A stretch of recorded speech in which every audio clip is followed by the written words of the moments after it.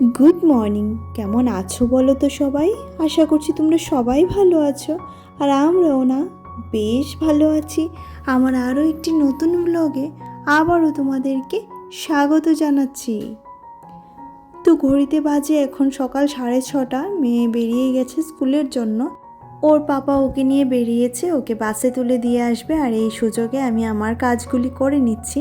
আর রোদ উঠলে না গাছগুলোতে জল দিতে অনেকটাই কষ্ট হয়, একদম শরীরটা না জ্বালা পোড়া করে। তো সেই কারণে কি করেছি বলো তো, আজকে সকাল সকাল উঠে আগে গাছে জল দিয়ে নিচ্ছি, তারপর গিয়ে স্নান করব। আর এই যে গোপুসোনার সেবাও আমার কমপ্লিট হয়ে গেছে।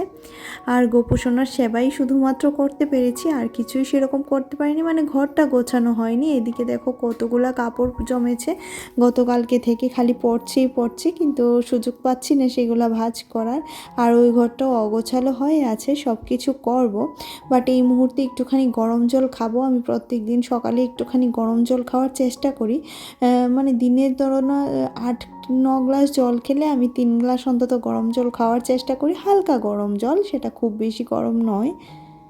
তারপর এদিকে আমাদের জন্য চাটা নিয়ে নিলাম, দুধটা জাল করতে বসিয়ে দিয়েছিলাম, সেটা হয়ে গেছে প্রায়। আর আমাদের জন্য চা খেয়ে এবার দেখো এদিকে এসেছি, পনির ভাপা করব, সেই কারণে নিয়েছি কাজু বাদাম, সর্ষে, লবণ আর চিনি, আর হচ্ছে তোমার কাঁচা লঙ্কা দিয়ে এটাকে ভালো করে একটা পেস্ট বানিয়ে নেব।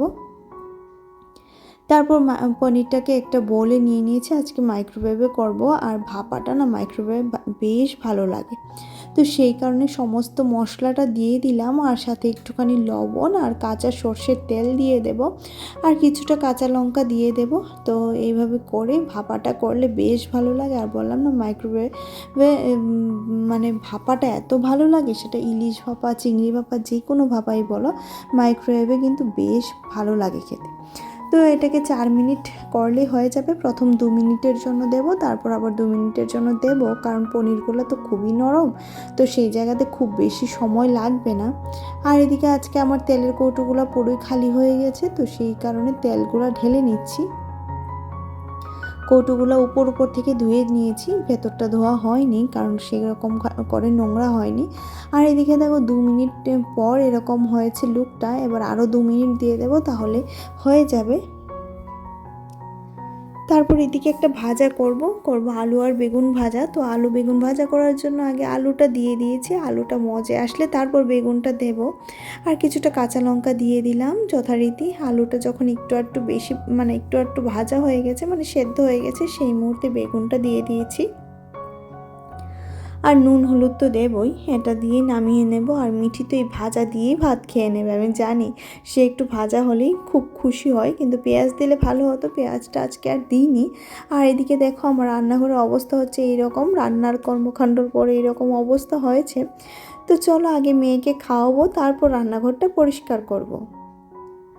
আর এই মুহূর্তে ঘড়িতে কিন্তু অনেকটাই বাজে, দেখো এখানে ওর জন্য খাওয়াটা নিয়ে নিলাম। আর এই মুহূর্তে জানো ঘড়িতে কটা বাজে?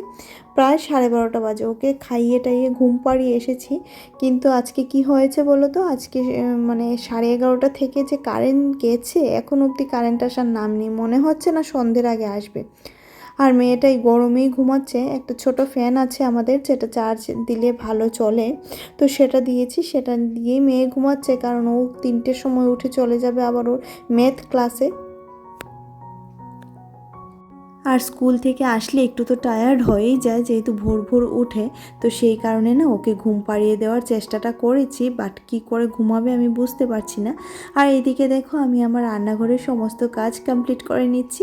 তো তোমাদের অনেককেই জানিয়েছি গত ব্লগে যে আমি কারেন্টের জন্য না বেশ কিছুদিন ধরে ঠিকঠাক টাইমে ভিডিও আপলোড করতে পারছি না। কেন বলো তো, ওই যে কারেন্ট বারবার চলে যাচ্ছে, তো সেই কারণে অনেকের ভিডিও আমি দেখতেও পারছি না, আর আমি নিজের ভিডিও আপলোড করতে পারছি না। তো অনেকেই আমাকে সুন্দর সুন্দর করে কমেন্ট করে বলেছো যে ঠিক আছে পাশে আছি, আর তোমাদের এই সাপোর্টের জন্যই না আমি মানসিক দিক থেকে অনেকটাই মানে মোটিভেট হই, জানো তো। সেই কারণে আবার নতুন নতুন ভিডিও বানাতে উৎসাহটাও আমার বাড়ে। আর তোমাদের কাছে একটা রিকোয়েস্ট থাকবে, সব সময় আমার পাশে তোমরা এভাবেই থেকে যেও, এভাবেই তোমাদের ভালোবাসাটা আমাকে দিয়ে যেও।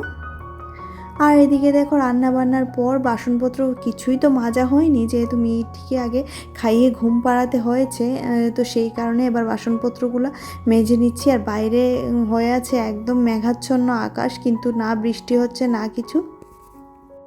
আর এত গরম দিয়েছে, এই গরমে যদি কারেন্ট চলে যায় না 4-5 ঘন্টার জন্য, তাহলে তো একদম মাথায় হাত। মেয়েটা ঘুমাচ্ছে, জানি না কতক্ষণ ফ্যানটা চলবে, কিন্তু তারপরেও ও ঘুমানোর চেষ্টা করছে, কারণ একটু ঘুমিয়ে উঠলে নেক্সট যে দুখানা টিচারের বাড়ি আছে সে ভালো করে পড়াশোনাটা করতে পারবে। না হলে দেখবে বাচ্চারা একদম ঘেন ঘেন পেন পেন করবে, ঘুম না হলে যেটা হয় আর কি।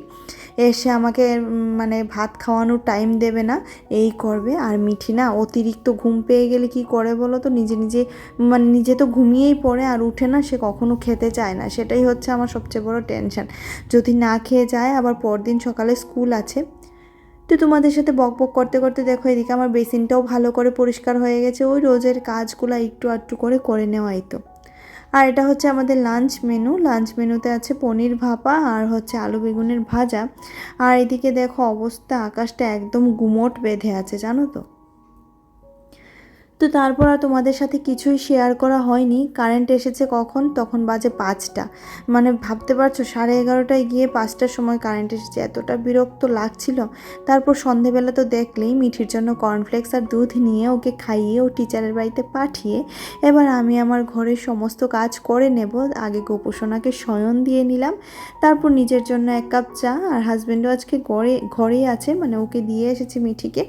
তো বলছিলাম যে চা খাবে নাকি, তো সেও বলছিল হ্যাঁ চা খাবে। তো দুজনের জন্য একটু দুধ চা বানিয়ে নিলাম, আর আজকে একটু মুড়ি খাবো, সেই কারণেই দুধ চা নিলাম। আর লিকার চা দিয়ে কিন্তু মুড়ি খাওয়া যায় না, আর মানে মুড়ি খেতে ভালো লাগে না আর কি। আর এদিকে দেখো একটুখানি মুড়ি নিয়ে নিয়েছি লাড্ডু দিয়ে, আর ছিল দুধ চা। আর এদিকে দেখো শুরু করে দিলাম পেন্ডিং কাজগুলো, যেই কাজগুলো আমি মানে দুপুরবেলায় করার ছিল, সেই কাজগুলো তো কারেন্টের জন্য আর করতে পারিনি। আর যেহেতু ভিডিও শেয়ার করি তোমাদের সাথে, আর সানলাইটের সাথে সাথে কি হয় বলো তো, আমাদের ঘরের লাইটটাও কিন্তু ভালো লাগে ভিডিও করার জন্য, তাই না?